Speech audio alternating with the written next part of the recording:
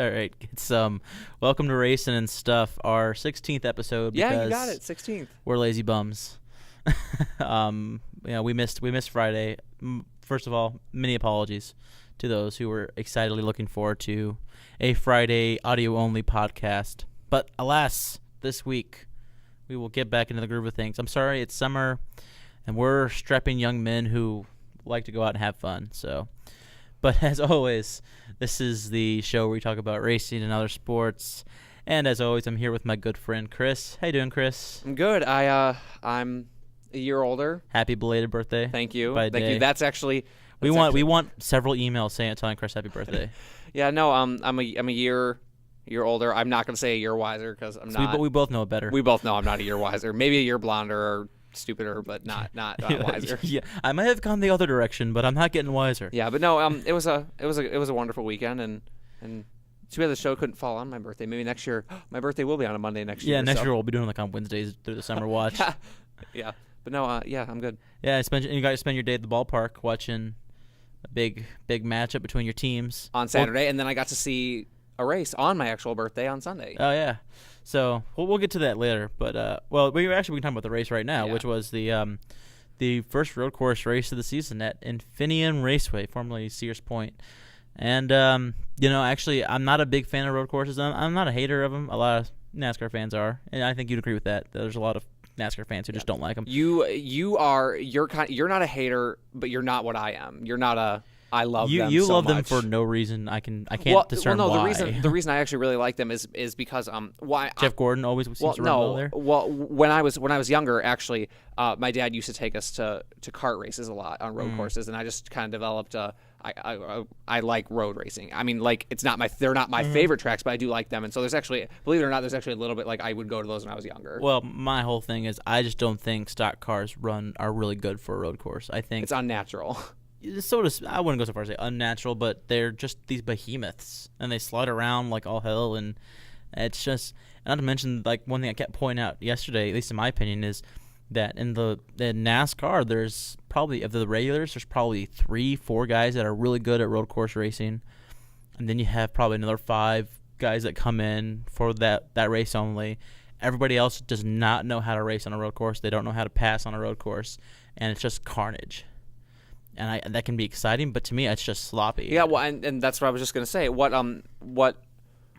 you had said was similar to, like, in football, you don't really like watching sloppy football. Mm-hmm. You had said word for word, pretty much yesterday, I don't like watching sloppy auto racing, and I think that was with 50, 60 to go. But what was interesting is we saw it in the last 15 or 20 laps. You actually had said nobody knows how to actually race by someone else. Mm-hmm. They just slam into them and can't ever get by them, and that's why track position is so huge, because nobody knows how to pass anybody except for, like, Stewart does, But even then, like, he couldn't even get around Kane. He couldn't, he burned off his tires or whatever trying to pass Kane. Gordon knows how to, and he couldn't. He barely squeezed out a top 10 yesterday. He just got the back all day long for whatever reason. And who else would you say? I wouldn't. Well, I would have said Ricky Rudd, but Ricky Rudd was. I would have said Rusty Wallace, maybe Mark Martin. Maybe, but he also did not run well at all yesterday. He got hit a couple times though. But yeah, he was a pinball. I would say Mark Martin, but seriously, the list is very short. Yeah, and even look at it like this: like Boris said, does know how to race, and yet he was like all over the place. Yeah, you said at one point he was driving like, or your dad said he was driving like something I can't say on here, but like a rear end. Yeah, and he was too. I mean, he basically was trying way too hard, and he just causing carnage. The best comparison I can think of is when you're playing like on the video games, and you feel like you should be dominating, and guys keep passing you, and it's when you start cutting down on people and stuff like that. It's almost like what it was. Boris was like, I should be doing better, and just hitting things and getting frustrated and all that, and it was just sad, really. Yeah, it was. I thought, and I don't know if we disagree or whatever. I thought it was a really good race. The thing is for me, I really like road courses just because I know. I mean, like, I love just watching the racing and watching, all the 11, 12, 13, whatever turns it is. I think it's 11. Yeah, because the hairpin is 11. And I just really liked it. For me, it was odd. It was odd in a certain sense that some of the drivers that you would expect to be up there all race long weren't, and not just not just Jeff Gordon. And my whole thing is I don't expect anybody to stay up front all race long at Infineon because of the way that everybody plays pit strategy. See, it's different. It's way different than it used to be. It never happens anymore. Nobody stays up front all day long. 6, 7, 6 or there's a group that'll bounce up into the top 5 for a period of time. Then there's that group that was in the top 5 at the start. They'll bounce back up there when they come cycles around again. And basically, you're just hoping that your group is up there at the end. At the end, yeah, no, and it's very interesting because six. It's funny I say this. We do this a lot. 6, 7, 8 years ago, it really was.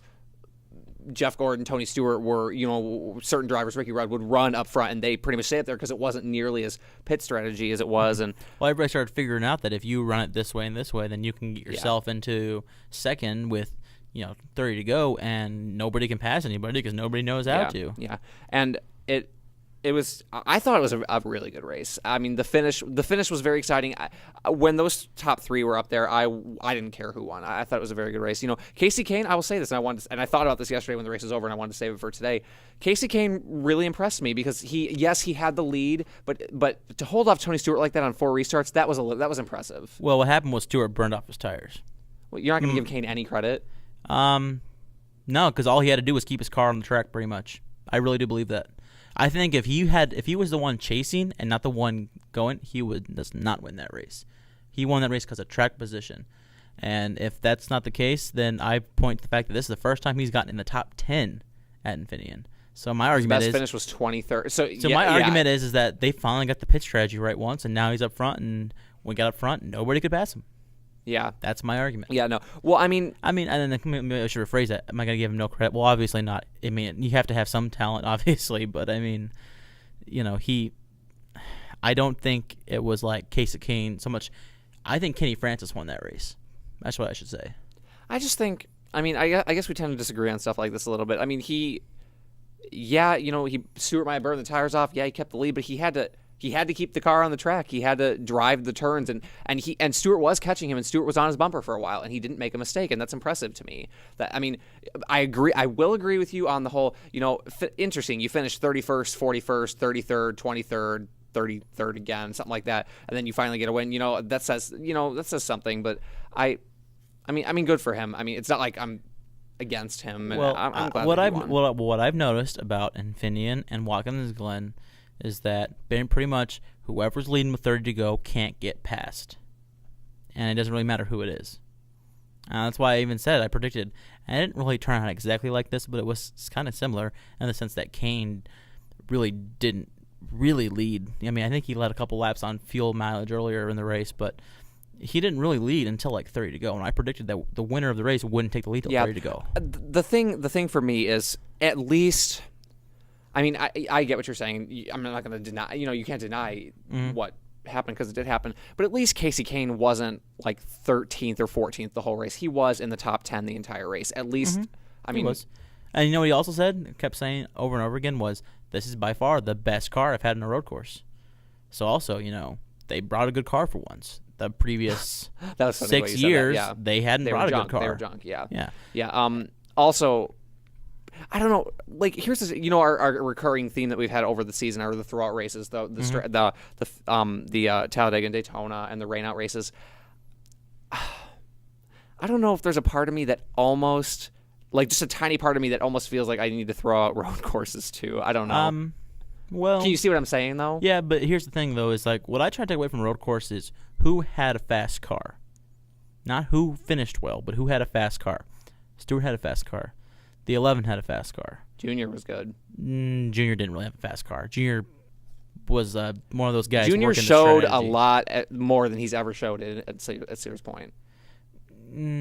I think so. He's finished 11th there before. I mean, he's had some decent runs. But what I would say is Junior was he wasn't really passing guys until he yo-yoed. Now what I mean by that is they had the whole like the 3 packs moving up and down. Yeah. He was just his pack was always kind of around the middle. I don't think Marcus Ambrose had a fast car. Marcus Ambrose had a fast car, and he started in the back. Marcus Ambrose better have a fast car because he's got more experience on road courses than I would say 75% of the field, and so does Robbie Gordon. So he had a fast car. Yeah, but I mean, like, what I look at is I know Stewart is a contender because he came there with a good car. Johnson is a contender because he came there with a good car. Jimmy Johnson ran well.